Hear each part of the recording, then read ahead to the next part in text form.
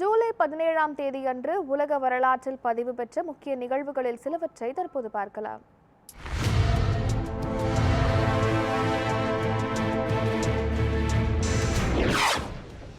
July 17, 1918 execution of the ரோமானோவா என்பது ரஷ்யாவின் jar இரண்டாம் நிக்கோலஸ் மற்றும் அவரது குடும்பத்தினர் 1918 கொல்லப்பட்ட பரிதாபகரமான மற்றும் வரலாற்று முக்கியத்துவம் வாய்ந்த நிகழ்வாகும். இது ரஷ்ய புரட்சியின் ஒரு முக்கியமான கட்டமாக கருதப்படுகிறது. 1894ஆம் ஆண்டு இரண்டாம் நிக்கோலஸ் ரஷ்யாவின் ஜார் மன்னராக முடிசூட்டப்பட்டார். அவரது ஆட்சி காலத்தில் ஜப்பானுடன் நடைபெற்ற போரில் ரஷ்யா தோல்வியடைந்தது. இதன் பின்னர் வேலையின்மை, உணவின்மை, வறுமையால் பாதிக்கப்பட்ட மக்கள் ஆங்காங்கே அரசுக்கு எதிராக கிளர்ந்தெழத் தொடங்கினர். முதல் உலகப் போரின் காரணமாக உள்நாட்டு குழப்பங்கள் மேலும் அதிகரித்தன. போல்ஷெவிக் புரட்சியாளர்களுக்கு மக்கள் ஆதரவு பெருகியது. 1917ஆம் ஆண்டு விளாடிமிர் லெனின் தலைமையில் போல்ஷெவிக்குகள் ஆட்சியை கைப்பற்றினர். இதனால் இரண்டாம் நிக்கோலஸ் மன்னர் பதவியை இழக்க நேர்ந்தது. பதவி இழந்த இரண்டாம் நிக்கோலஸ் அவரது மனைவி அலெக்சாண்ட்ரா மற்றும் 5 பிள்ளைகளுடன் முதலில் சிறை வைக்கப்பட்டார். சோவியத் ரஷ்யாவை உருவாக்கும் பணியில் பழைய அரச மரபுகளை முற்றிலும் அழிக்க வேண்டியது அவசியமாக போல்ஷெவிக்குகளால் கருதப்பட்டது. வெளிநாட்டு ஆதரவுடன் மன்னர் குடும்பத்தினர் மீண்டும் தலையெடுக்கலாம் என போல்ஷெவிக் தலைவர்கள் கருதினார்கள். இதனால் 1918ஆம் ஆண்டு ஜூலை 17ஆம் நாளில் எகாத்தரின்பர்க் நகரில் உள்ள இபட்யேவ் ஹவுஸில் எதிர்கால வாரிசுகள் உள்ளிட்ட மன்னர் குடும்பத்தினர் அனைவரும் சுட்டுக் கொல்லப்பட்டனர். ரஷ்யாவின் கடைசி ஜார் இரண்டாம் நிக்கோலஸ் மற்றும் அவரது குடும்பத்தினர் கொல்லப்பட்ட நிகழ்வு 20ஆம் நூற்றாண்டின் மிக முக்கியமான வரலாற்று நிகழ்வாகும். 1991இல் சோவியத் ஒன்றியம் வீழ்ந்த பிறகு ஜார் குடும்பத்தினர் ஆபத்திற்குள்ளான புனிதர்களாக ரஷ்யாவில் அங்கீகரிக்கப்பட்டனர்.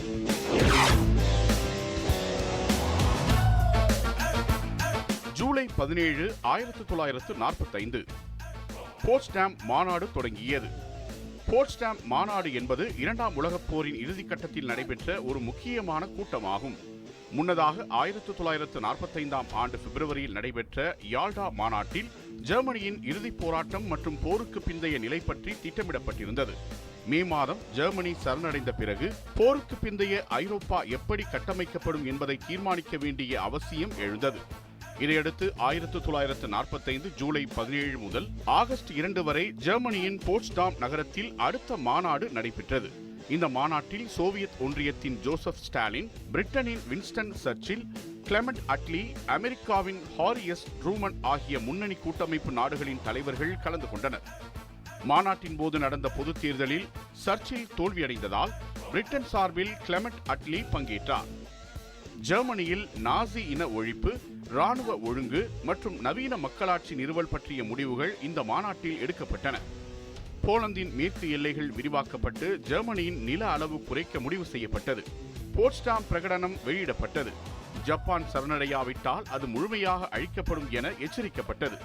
பின்னர் ஜப்பான் இதை மறுத்ததால் ஹிரோஷிமா மற்றும் நாகசாகி மீது அணுகுண்டு வீசப்பட்டது. ஜெர்மனியின் சரணடைவுக்கு பிறகு ஜப்பானுக்கு எதிராக போர் தொடங்கும் என்பதை ஸ்டாலின் மீண்டும் உறுதி செய்தார்.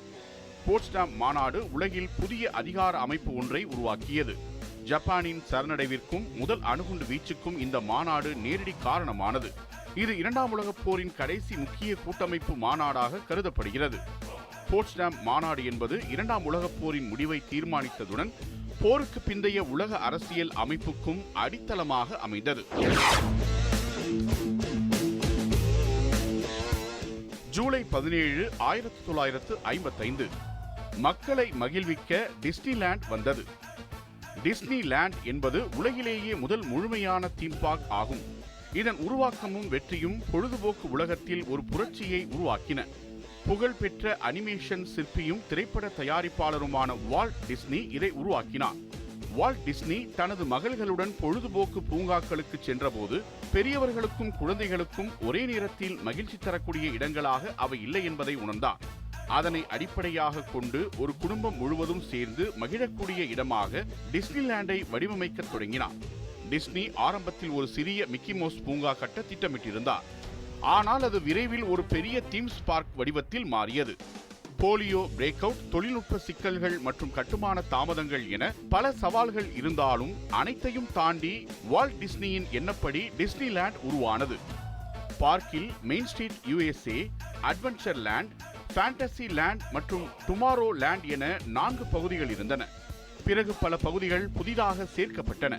ரைடுகள், கார்ட்டூன் கதாபாத்திரங்கள், இசை, ஃபார்மேட்டுகள் போன்ற டிஸ்னி கதைகளின் அம்சங்கள் அனைத்தும் நிஜத்தைப் போல் அமைக்கப்பட்டன.